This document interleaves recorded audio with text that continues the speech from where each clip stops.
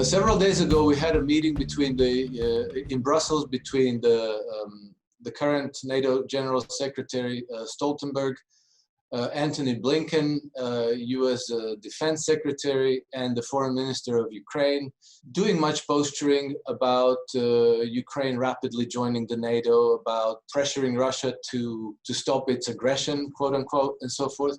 I think this meeting was more about posturing than any real moves, and I think that the objective is to provoke Russia into some kind of an aggressive act that might serve as a pretext to regain political pressure and to stop the completion of the Nord Stream 2 pipeline. Why do they want to stop it so much? This is a very good question, and I think it's not clear at all, but I will venture to speculate a little bit. And because for the last 25 years, I've been, like one of my key focuses of my work has been, I've been an energy markets analyst, And so one thing that is clear, even though it's not widely discussed in the media, is that we're facing an imminent energy crisis in the West. And when I say imminent, I don't mean starting tomorrow. I mean over the next 10 to 20 years.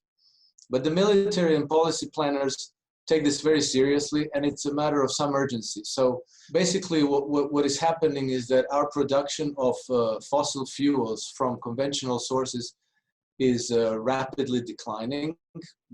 Depending on who you ask, it's between 4 and 9% per annum. The British Ministry of Defense published a report in 2012 predicting that the price of oil would rise to $500 per barrel by 2040. And similar reports have been published by the US military and by the German military. And they describe what could happen in really dismal terms. The German military's report basically predicts the breakdown of society in the West, famine, breakdown of supply chains and infrastructure, and very severe social uprisings.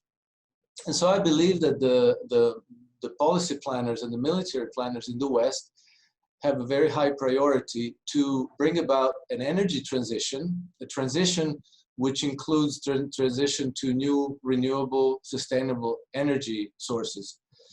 Because the only regions, the only countries that still have abundant fossil fuels to produce and sell are Russia, Iran, and Venezuela.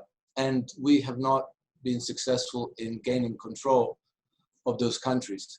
So to not find ourselves dependent on them, to not find ourselves subservient to them, we want to shift away from fossil fuels and dependency on Russia and Iran, and onto renewables like, solar power, wind power, and other biofuels and so forth.